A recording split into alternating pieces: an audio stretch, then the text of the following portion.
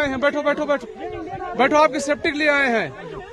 हम Indian army हैं, बैठो। ये इंडियन आर्मी है, आप टेंशन मत। आप लोग कहाँ से आए हो? कहाँ से आए आप लोग? हैं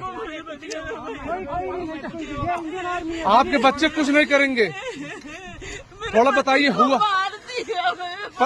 पति को आए हैं, बैठो बैठो बैठो बैठो, आपकी सेफ्टी के लिए आए हैं। हम इंडियन आर्मी हैं, बैठो। ये इंडियन आर्मी है, आप टेंशन मत। आप लोग कहाँ से आए हो? कहाँ से आए आप लोग? हैं आपके बच्चे कुछ नहीं करेंगे, थोड़ा बताइए। हुआ पति को मार दिया? नहीं नहीं बेटा, शांत रहो। लो पानी पियो, पानी पियो। कहाँ से आए लोग? हैदराबाद से।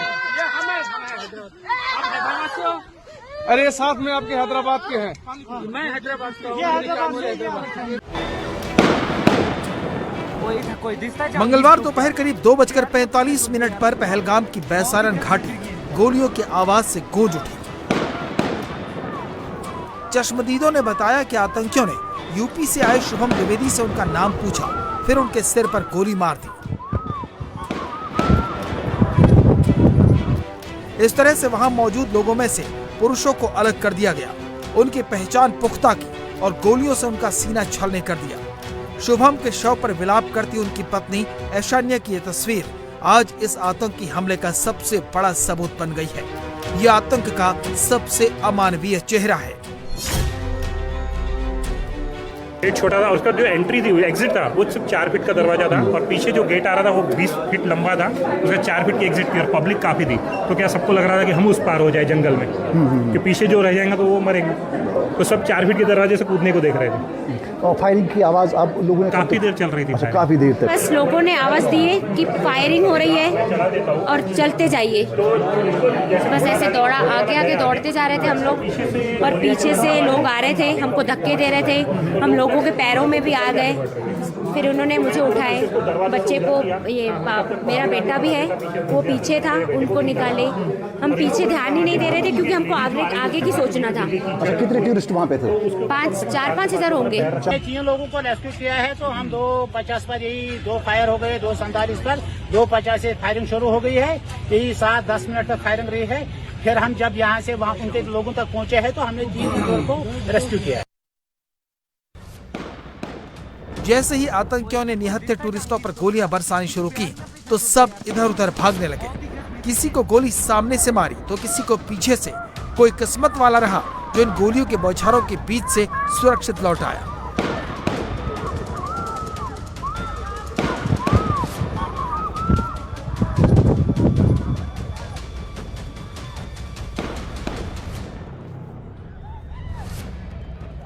यहाँ पर अटैक हुआ आतंकवादियों का,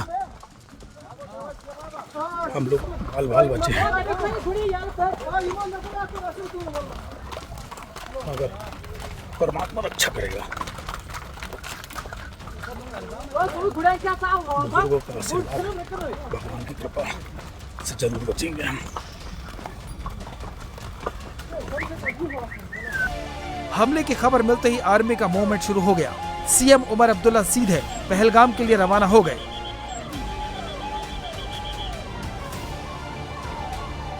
खबर दिल्ली पहुंची तो गृह मंत्री अमित शाह ने फौरन हाई लेवल मीटिंग की और बिना वक्त गंवाए सीधे श्रीनगर पहुंच गए।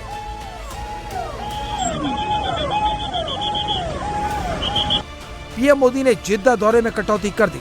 पीएम ने हमले पर प्रतिक्रिया व्यक्त करते हुए बता दिया कि भारत क्या करने वाला है। पीएम मोदी ने सोशल मीडिया पोस्ट में लिखा, मैं जम्मू कश्मीर के पहलगाम में हुए आतंकी हमले की कड़ी निंदा करता हूं। जिन लोगों ने अपने प्रियजनों को खो दिया है उनके प्रति मेरी संवेदनाएं हैं। मैं प्रार्थना करता हूं कि घायल लोग जल्द से जल्द स्वस्थ हो जाएं। प्रभावित लोगों को हर संभव सहायता प्रदान की जा रही है। इस जघन्य कृत्य के पीछे जो लोग हैं उन्हें न्याय के कटघरे में लाया जाएगा, उन्हें बख्शा नहीं जाएगा। उनका नापाक एजेंडा कभी सफल नहीं होगा। आतंकवाद से लड़ने का हमारा संकल्प अडिग है और ये और भी मजबूत होगा। मोदी ने जिस वक्त ये प्रतिक्रिया दी उस वक्त वो जिद्दा में थे। वो डिनर में शामिल नहीं हुए और भारत वापस लौटने की तैयारी शुरू कर दी। सऊदी के क्राउन प्रिंस मोहम्मद सलमान ने पीएम मोदी से बात की और आतंक के खिलाफ इस लड़ाई में भारत के साथ खड़े रहने का वादा दोहराया। खबर अमेरिका पहुंची तो राष्ट्रपति डोनाल्ड ट्रंप ने पीएम मोदी से फोन पर बात की। उससे पहले ट्रंप ने सोशल मीडिया पर लिखा, कश्मीर से बहुत परेशान करने वाली खबर आई है। आतंकवाद के खिलाफ भारत के साथ अमेरिका मजबूती से खड़ा है। हम मारे गए लोगों की आत्मा की शांति और घायलों के स्वस्थ होने की प्रार्थना करते हैं। हमले के वक्त अमेरिका के उपराष्ट्रपति जेडी वेंस जयपुर में एक कार्यक्रम में शिरकत कर रहे थे। उन्होंने फौरन प्रतिक्रिया देते हुए लिखा, उषा और मैं भारत के पहलगाम में हुए विनाशकारी आतंकवादी हमले के पीड़ितों के प्रति अपनी संवेदना व्यक्त करते हैं। पिछले कुछ दिनों में हम इस देश और इसके लोगों की खूबसूरती से अभिभूत हो गए हैं। इस भयानक हमले में हमारे विचार और प्रार्थनाएं उनके साथ है। इस आतंकी हमले का बदला लेने की तैयारी शुरू हो चुकी है। ऑपरेशन से पहले पूरी पड़ताल जारी है। हमलावरों को खोजने के लिए भारतीय सेना के वेक्टर फोर्स के साथ साथ स्पेशल फोर्स, एसओजी, सीआरपीएफ और जम्मू कश्मीर पुलिस ऑपरेशन चला रही है।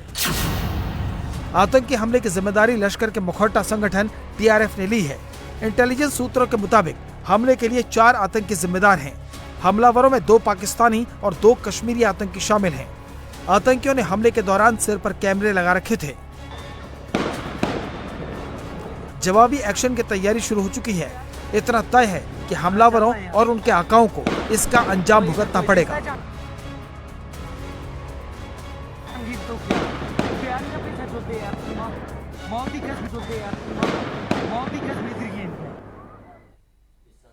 इस आतंकी हमले के बाद जिन लोगों के परिवार वाले कश्मीर घूमने गए हैं वो परेशान हैं। इसलिए सरकार ने 2 हेल्पलाइन नंबर जारी किए हैं। श्रीनगर का हेल्पलाइन नंबर है 019424575543 और दूसरा हेल्पलाइन नंबर है 019424836551। इसके अलावा अनंतनाग में भी टूरिस्ट की हेल्प के लिए इमरजेंसी कंट्रोल रूम बनाया गया है। यहाँ का भी एक नंबर जारी किया गया है जो कुछ इस प्रकार है 01932225 अनंतनाग में इमरजेंसी कंट्रोल रूम में एक और नंबर 9596777669 पर भी कांटेक्ट किया जा सकता है। अगर आपका कोई भी फैमिली मेंबर इस वक्त पहलगाम में या अनंतनाग में है तो आप इन नंबर्स की मदद से इन नंबर्स पर फोन करके उनके बारे में जानकारी ले सकते हैं। जम्मू कश्मीर के पहलगाम में हुए आतंकी हमले में 26 लोगों की मौत हो गई जबकि 20 घायलों का इलाज जारी है। आतंकियों ने पहलगाम में टारगेट करके लोगों को निशाना बनाया। इस हमले में मरने वाले लोगों में उत्तर प्रदेश, महाराष्ट्र, बंगाल, कर्नाटक, बिहार, मध्य प्रदेश, हरियाणा के लोग शामिल हैं। आतंकियों ने इस हमले में केवल उन लोगों को टारगेट किया जो अपने परिवार के साथ घूमने गए थे। यहां आतंकियों ने लोगों के नाम पूछे, उनका धर्म पूछा, उसके बाद उन्हें गोली मारी।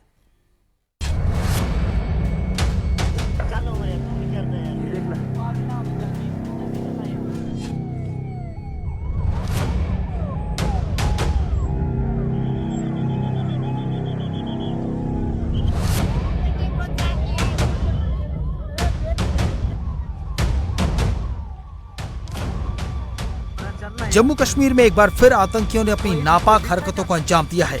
आतंकियों ने पहलगाम में निहत्थे बेगुनाहों को गोलियों से भून दिया। आतंकियों ने टारगेट करके लोगों को निशाना बनाया। इस हमले में 2 दर्जन से ज्यादा लोगों की मौत हो गई। वहीं कई लोग अभी भी जिंदगी और मौत के बीच जूझ रहे हैं। थोड़ा बताइए हुआ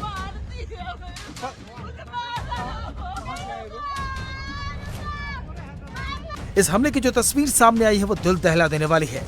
चश्मदीदों की माने तो आतंकियों ने पहले लोगों से उनका धर्म पूछा। जिसने भी अपना धर्म हिंदू बताया उसे गोली मार दी। आतंकी मुस्लिम की पहचान कर रहे थे। हिंदुओं को चुन चुन कर बेरहमी से गोलियां मार रहे थे। अपने आप बोले ना मुझे पर थी, क्या बोलते भेलपुरी खाने से मेरा पति साइड में था। एक इंसान है उसने उसको गोली मार दी। यहाँ पे उसने बोला कि शायद मुस्लिम नहीं है, उसने उसको गोली मार दी। नहीं। इस हमले में कानपुर के रहने वाले शुभम द्विवेदी की आतंकियों ने गोली मारकर हत्या कर दी। शुभम की 2 महीने पहले शादी हुई थी।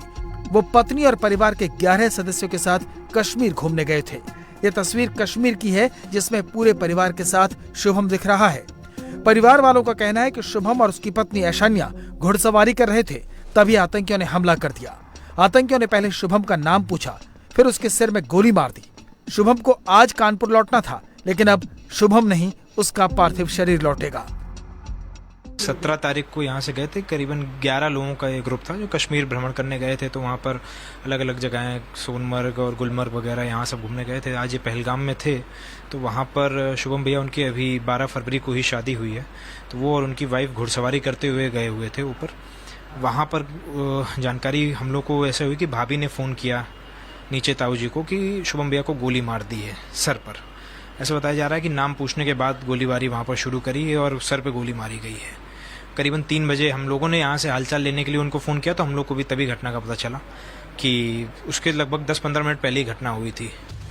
इस आतंकी हमले में महाराष्ट्र को भी बड़ा गम दिया है। ठाणे के पास डोंबिवली के रहने वाले संजय लेले, अतुल मोने और हेमंत जोशी की आतंकियों ने गोली मारकर हत्या कर दी।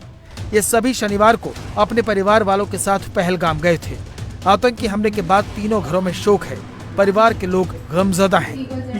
ते हेमंत जोशी हे मागच्या पहले 3 दिन पहले बोले थे मुझे कि मैं घूमने जा रहा हूँ काश्मीर, जम्मू कश्मीर में। 8 दिन के बाद हम वापस आने वाले हैं। टीवी पे देखा हम लोग कि ऐसा ऐसा उधर कुछ तो हो गया करके शूटिंग वगैरह, तो इसलिए हमको पता चला। हम सामने रहते हैं। पनवेल के रहने वाले दिलीप देसले अपनी पत्नी उषा देसले के साथ कश्मीर घूमने गए थे। आतंकियों ने उन्हें भी गोली मार दी। परिवार वालों को मीडिया के जरिए दिलीप देसले की मौत की जानकारी मिली। घटना के बाद से पूरा परिवार सदमे में है। जेके गवर्नमेंट से तो कोई कम्युनिकेशन नहीं है, nothing, no communication from their side. तो मुझे जो भी कम्युनिकेशन मिला, it was purely from the news कि नाम जब आया, पहले तो जो भी फायरिंग हुआ उसका न्यूज आया था, तो वी वेटेड। फिर इवनिंग में ये न्यूज आया कि उनका नाम आ गया था। So it was clear, and after some time, maybe 1 to 2 hours के बाद पुलिस आए, यहाँ के local police, they informed us कि ऐसा ऐसा हुआ है। परिवार को उषा देसले की चिंता हो रही है क्योंकि अभी तक उनके बारे में कोई जानकारी नहीं मिल सकी है। जम्मू कश्मीर के पहलगाम में आतंकवादी हमले में आम लोगों को अपनी जान गंवानी पड़ी है। घूमने गए थे दिलीप देसले और उनकी पत्नी उषा देसले जम्मू कश्मीर, लेकिन इस दहशतवादी हमले में, आतंकवादी हमले में दिलीप देसले की मौत हुई है। उषा देसले की स्थिति ठीक बताई जाती है। परिवार जन इकट्ठा हुए हैं और एक शोकाकुल माहौल है घर में, लेकिन फिलहाल किसी भी तरह का कम्युनिकेशन जम्मू कश्मीर सरकार या केंद्र सरकार की तरफ से नहीं हुआ है, ये परिवारजनों का कहना है। सुबह में ही परिवार के 4 सदस्य जम्मू कश्मीर के लिए रवाना हो रहे हैं ताकि दिलीप देसले के पार्थिव शरीर को लाकर वो पनवेल आ सकें। पहलगाम में आतंकियों ने कर्नाटक के कारोबारी मंजूनाथ को बेरहमी से मौत के घाट उतार दिया। आतंकियों ने मंजूनाथ को पत्नी पल्लवी के सामने गोली मार दी। मंजूनाथ अपने परिवार के साथ जम्मू कश्मीर घूमने के लिए गए थे। वहाँ पर थी, क्या बोलते, भेलपुरी खाड़ी से मेरा पति साइड में था। एक इंसान है, उसने उसको गोली मार दी। यहाँ पे उसने बोला कि शायद मुस्लिम नहीं है, उसने उसको गोली मार दी। नहीं, आप टेंशन मत लो। अब बेटा आप यहाँ पे रहो, हम साथ में। छत्तीसगढ़ रायपुर के कारोबारी दिनेश मिरानिया भी इस हमले में आतंकियों की गोली का शिकार हो गए। मिरानिया पत्नी और 2 बच्चों के साथ मिनी स्विट्जरलैंड में गर्मी की छुट्टियां बिताने गए थे। दिनेश मिरानिया की मौत की सूचना के बाद उनके मोहल्ले के लोग और रिश्तेदार गमजदा हैं। कारोबारी दिनेश मिरानिया के घर के बाहर रिश्तेदार एकजुट हो रहे हैं। उनके कुछ परिजन जम्मू कश्मीर के लिए रवाना हो रहे हैं। का दुखद निधन हुआ है। हम सब लोग जब से इस घटना के बारे में जानकारी थी, लगातार माननीय मुख्यमंत्री जी इसका अपडेट ले रहे थे और जो दुखद सूचना प्राप्त हुई तो हम सब लोग प्रशासन के लोग यहाँ आए थे, लेकिन चूंकि वो पूरा परिवार ही गया हुआ था इसलिए कोई भी व्यक्ति अभी यहाँ नहीं है, लेकिन उनके एक दामाद लगते हैं वो यहाँ उपस्थित हैं और भी परिवार के लोगों से बात हुई है। लगातार हम लोग टच में हैं, वहाँ के प्रशासन के भी टच में हैं, जो वहाँ के जो फॉर्मेलिटीज होंगी पूरी होंगी। फिलहाल वक्त हमारे लिए एक ब्रेक का है। ब्रेक के बाद देखिए आतंकी हमले से जुड़ा एक और हैरान कर देने वाला अपडेट।